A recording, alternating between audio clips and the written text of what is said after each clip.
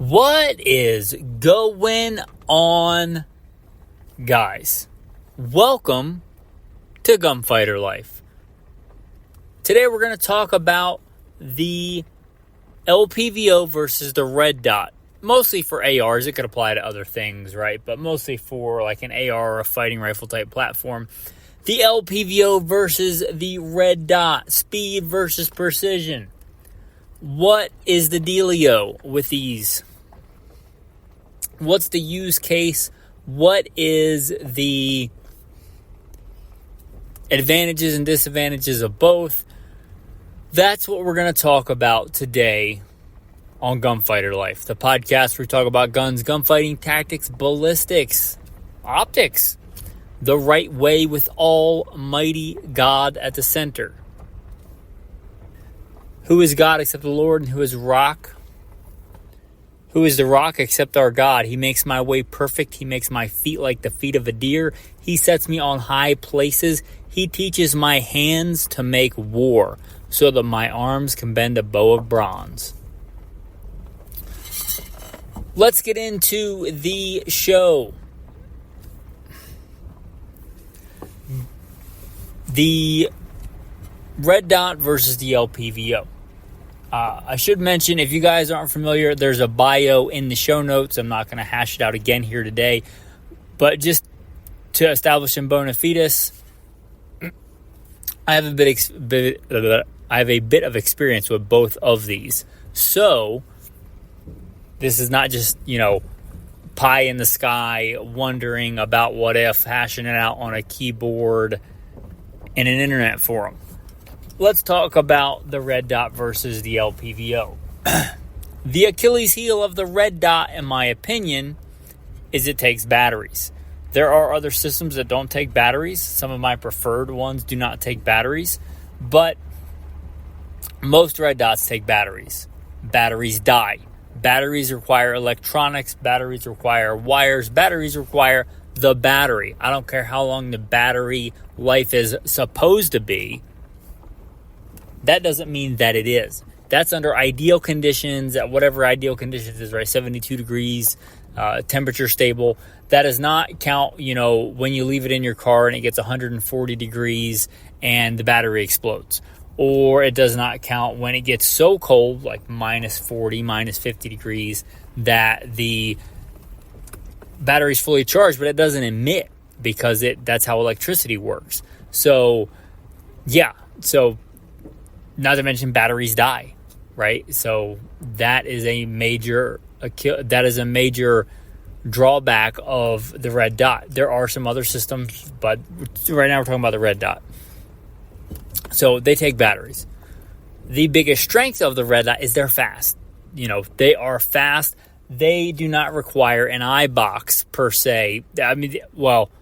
The eye box is way, way more generous on a red dot than on an Lpvo in general, the vast majority of the time. With a scope, which we'll get into later, you'll see something called eye relief. If the scope is too far away, you're going to see a lot less. If it's too close, it's not going to look right. It has to be in a pretty specific window. There can be some generous eye relief, but it still has to be in a fairly specific area. Not with the red dot. With the red dot, you've pretty much, as long as you've got the gun in front of your face and you can see through the optic, you should be able to see the red dot. Once you see the red dot, you're good to go. So you put on body armor, you put on a big, thick, heavy jacket, whatever it is, it doesn't really matter. Dot, target, slow, steady press, and hit. So there's a lot less of that. It's generally a lot faster to pick up a red dot or green dot or something like that. I actually prefer green, but that's neither here nor there. The speed at which you can acquire targets, transition to targets, pick up a gun and be able to get a first round hit on target is generally faster with a red dot sight. So you got its big drawback and its big advantage. Let's do the same thing with the Lpvo. Low power variable optic. And I'm going to say 2 or under power on the low end. A 1 is better, although beware, a lot of things that say 1x are not actually true 1x. They're like a 1 point something. Leupold is pretty honest. They say like a 1.5 to 4, 1.5 to 5 or whatever. There are some optics, like I think a Trijicon is, if not exactly 1x, really, really close. But just beware of that. The big thing on these are precision. So you got, a 1 to 4 is a great grade all around. You've got 1 to 5s, 1 to 6s, 1 to 8s, 1 to 10s even. I don't like those bigger 1 to 8s, 1 to 10s because they're so big and fat that I kind of think they defeat the purpose of an LPVO if you want it on like a fighting gun. But let's stick with, 1 to 4, 1 to 6. Those, they're a lot more precise. With a red dot, even if you have a little tiny red dot, a lot of times in lighting conditions or whatever, that even though it might be a 3 MOA red dot or a 1 MOA red dot, it's going to be a lot bigger than that because, you're going to get the glass dirty. It's going to have like a halo around it. So if you want absolute precision, the LPVO is it. You can dial it down and still shoot really fast. You can dial it up and get a more precise shot. So that's the big advantage of that. The other big advantage is it doesn't take batteries, right? There's no, if you get a proper one that takes tritium fiber optic or is just a old school reticle, they don't require batteries. So, if you get a good solid one, of course you can break it, but they're pretty rugged and they're pretty robust. You could put it somewhere and pick it up 20 years later and it'll still work. I think I've had one for going on 15 years now on the same one of my go-to fighting ARs that I've used in real life and real missions, and it's still on there and it still works and it's still fine. Find me a red dot from 15 years ago that you haven't had to change the batteries and it still works. So there's that, that rugged simplicity, that's a big one right there. The fact that you can change magnification, the fact that you can get magnification.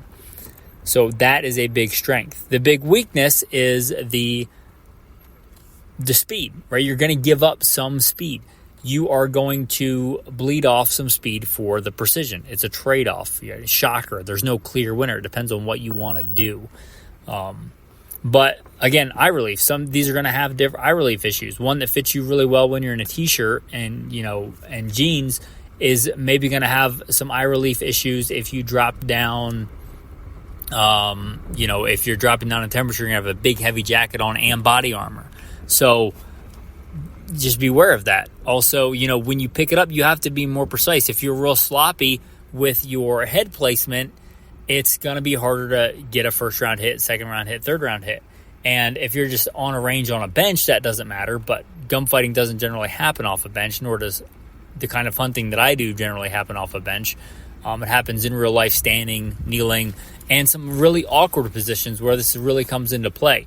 When you're shooting through barricades, around barricades, through chain link fence, under cars. I was practicing yesterday. Like when you're in an urban prone laying on your side, shooting under a car, under a truck, trying to get hits on target, that's a pretty awkward position. So the ability to do that is much faster with something like a red dot than an LPVO. Sure, you can do it with an LPVO, but things like your cheek weld and your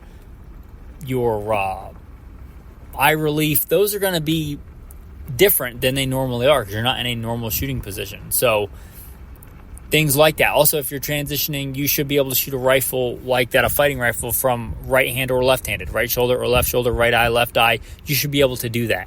You can do it with an LPVO, but it's easier if you're switching back and forth, like, going through a house, clearing it, and you've got cover on one side and you need to switch to a left shoulder, left eye, firing with your left hand, and you need to do that quickly. It's easier to transition like that with a red dot. It just is. So the speed is the main thing that you're giving up there.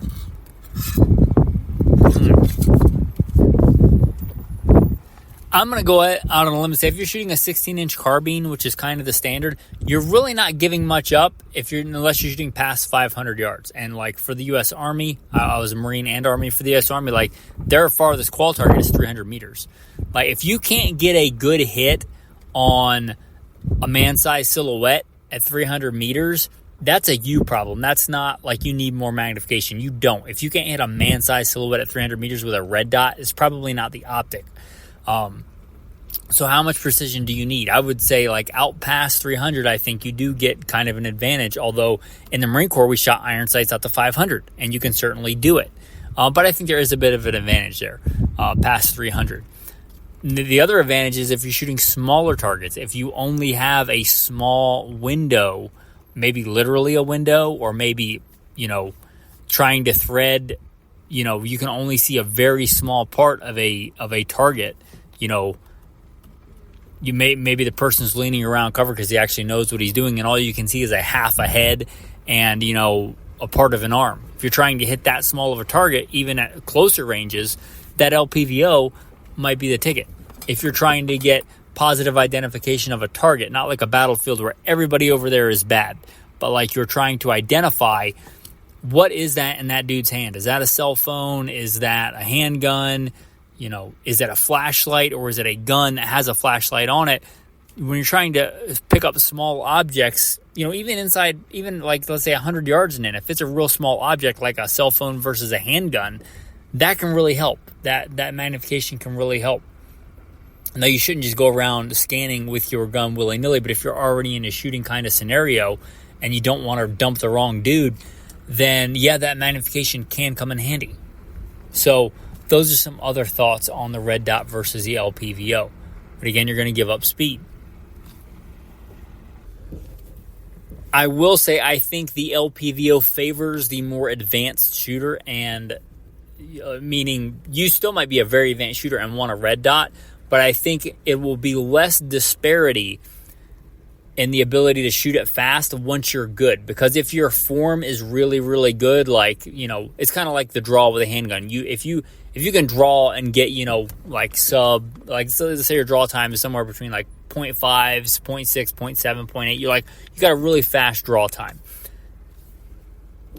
You kind of present that gun the same way every time. And when you're coming up to the draw, once you get to that point, if something is wrong, when you correct it before you get your sights on target. Like, you can correct it. Like, if you grab that gun and something's off, you're going to correct it probably in the holster before you ever break, Kydex and get it out, so that you can get a good fast presentation. And that because you have hundreds of thousands of reps and you know what it feels like. Same with the rifle. If you're picking up that rifle and going to shoulder and something is off, then you're probably going to know and correct it on the way up if you're an experienced shooter. So your eye box, your ability to pick up, that reticle is probably going to be less of an issue if you're really advanced, because you know what a good and bad presentation feels like, because you have, hundreds of reps, maybe thousands of reps, maybe hundreds of thousands of reps. And before you say that's you, is it you?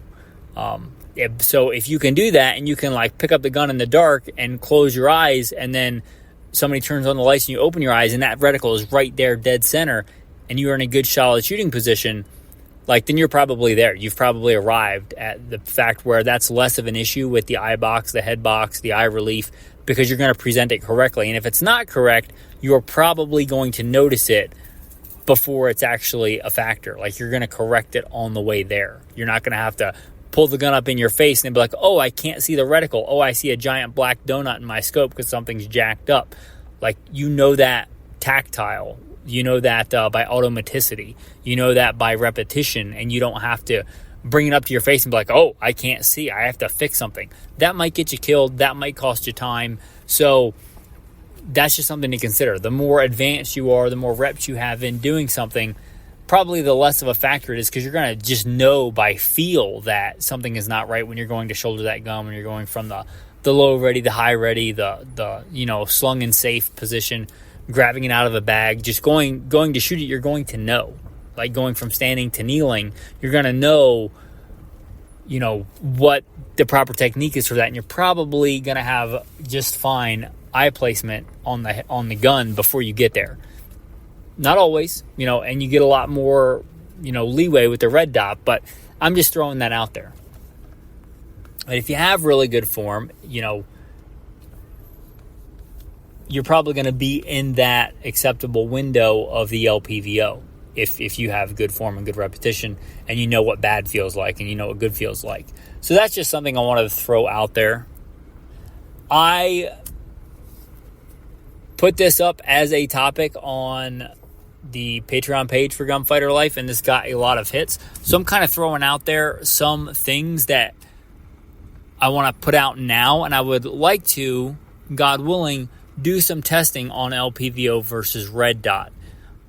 Doing some different drills with both and putting down some times, putting down some accuracy, and really quantifying this. I would like to do that. So one, so you get to vote on polls, and two, support the podcast, because if I'm going to do that practice, ammo costs money, and it would be nice to be able to buy some more ammo and keep the podcast going. So if you want to support, consider going to Patreon. Gluten-free, soy-free, veteran-owned, American, small business, without the blasphemy, without the foul language, without all the stuff. So if you want to support something like that, you want to support the podcast, consider becoming a patron. Your tactical tip of the day: cleaning guns. You shoot a lot, you clean a lot of guns. Maybe sometimes not as much as you should, but something like a cheap lubricant, like a spray-on aerosol lubricant like WD-40, or some kind of cheap, just some cheap lubricant that's not going to mess the finish of your gun up or something like that. But you guys probably know about gun scrubber and things like that, brake cleaner if it's appropriate for the gun you're using, to blast off some dirt. But here's the thing. That'll get off like surface stuff, but if you hit it with some of that spray aerosol like WD-40 or something else, right, and just hit it real quick with like a toothbrush or something, if you do that and just let it sit for a few minutes and then hit it with the brake cleaner, the gun scrubber, whatever brand you want, you know what I'm talking about, it will be way, way, way more effective. So if you want to do that, like you have something, an AR or a pistol that's really, really dirty, obviously cover up the optic, but hit it with some of that spray lubricant, WD-40, or, something like it, the cheaper version, the Walmart brand or whatever. Just hit it all with that and then scrub it real quick with a toothbrush. Let it sit and break that stuff up, that carbon, a lot of that stuff, and then hit it with the gun scrubber. And just hitting it with the gun scrubber first, because you're going to leave a lot of residue there, and you're going to have to go back and scrub it anyway. I think, in my time cleaning guns, if you need to clean a gun quick, fast, and in a hurry, that's a pretty good way to do it. Hit it with that lubricant, scrub it down, let it sit a minute or two, and then hit it with the gun scrubber or the brake cleaner. So anyway, with that, guys, your tactical verse of the day: there is no fear in love, but perfect love casts out fear. Thanks for listening, and have a blessed day.